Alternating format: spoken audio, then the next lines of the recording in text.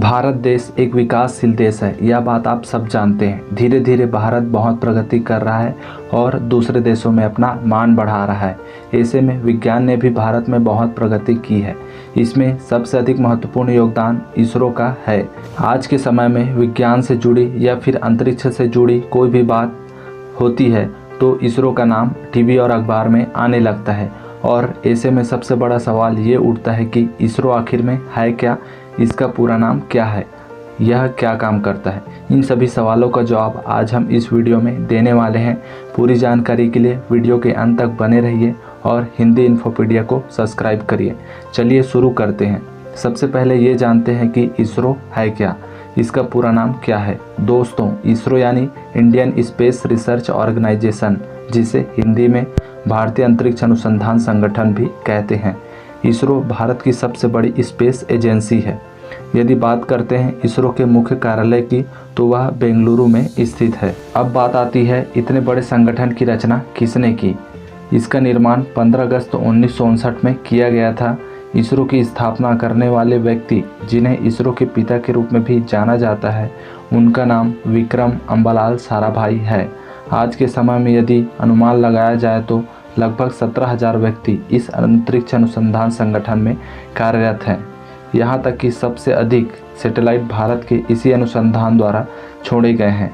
ऐसा रिकॉर्ड ऐतिहासिक स्तर पर दर्ज किया जा चुका है। इन सभी जानकारी को जानने के बाद आपके मन में ये सवाल जरूर आया होगा कि इसरो के मुख्य कार्य कौन कौन से हैं। तो चलिए हम आपको बताते हैं।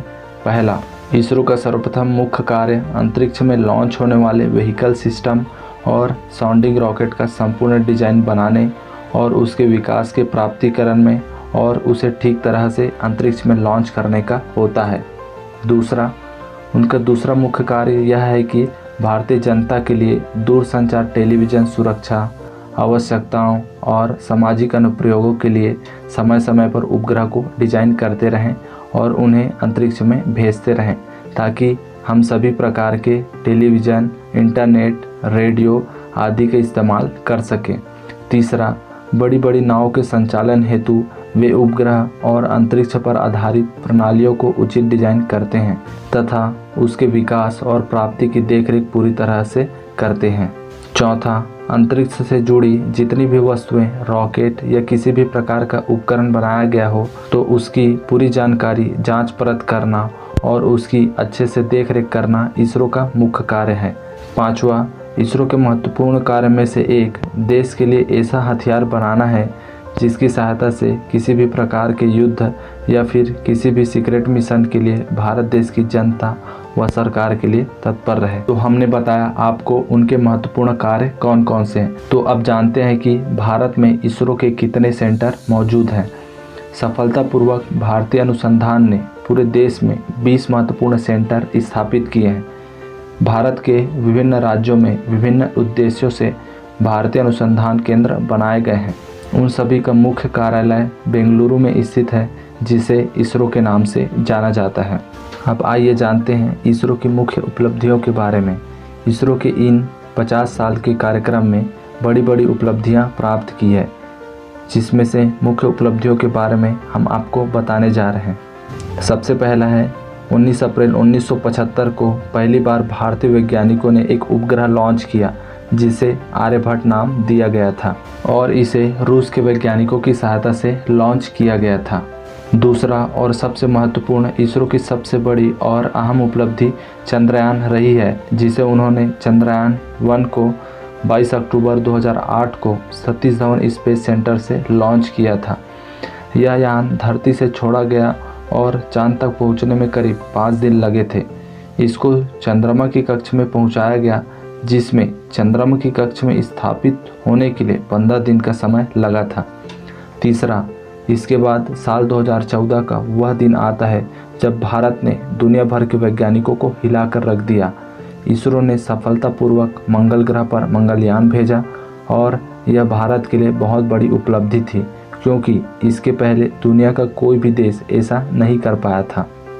चौथा, इसके बाद भारत ने अप्रैल 2016 में अपना खुद का नेविगेशन सिस्टम IRNSS लॉन्च किया।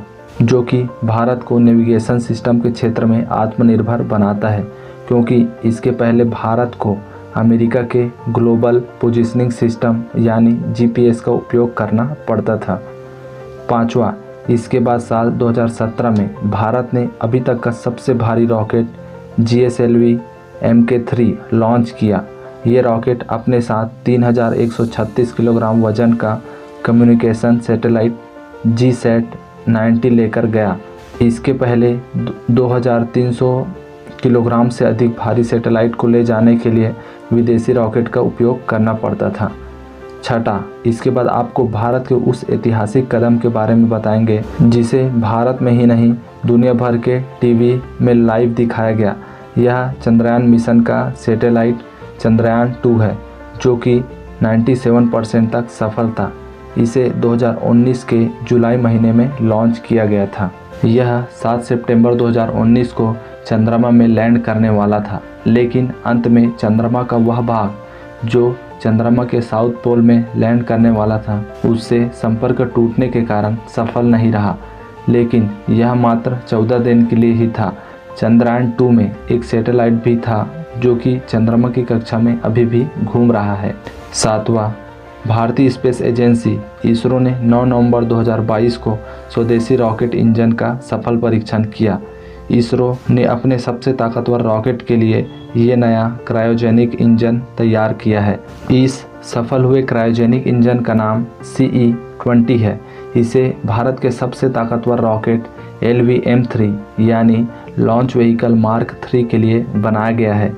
यही वो रॉकेट है जिससे सबसे हैवी सैटेलाइट लॉन्च किया जाता है और इसरो इस रॉकेट से ही भारतीय अंतरिक्ष यात्रियों को स्पेस में भेजेगा। अब नए इंजन वाला रॉकेट अपना गगनयान मिशन लॉन्च करेगा, जो कि भारत का पहला मानव मिशन होगा। इस मिशन में इसरो अपने गगनयान को पृथ्वी की सतह से 300 से 400 किलोमीटर ऊपर भेजेगा और वहाँ ये यान 5 से 7 दिन तक रुकेगा, और जो कि बहुत बड़ी उपलब्धि होगी। अभी दुनिया में 3 ही ऐसे देश हैं जो अंतरिक्ष में मानव मिशन लॉन्च कर पाए हैं। ये देश हैं अमेरिका, चीन और रसिया, और उम्मीद है कि भारत भी 2023 तक इस क्लब में शामिल हो जाएगा। उम्मीद करता हूँ आपको वीडियो पसंद आया होगा और बताई गई सारी चीज़ें आपको अच्छे से समझ आ गई होगी। अगर आपको वीडियो पसंद आया हो तो हिंदी इन्फोपीडिया को लाइक करें, सब्सक्राइब करें और अपने दोस्तों के साथ शेयर करना ना भूलें। धन्यवाद।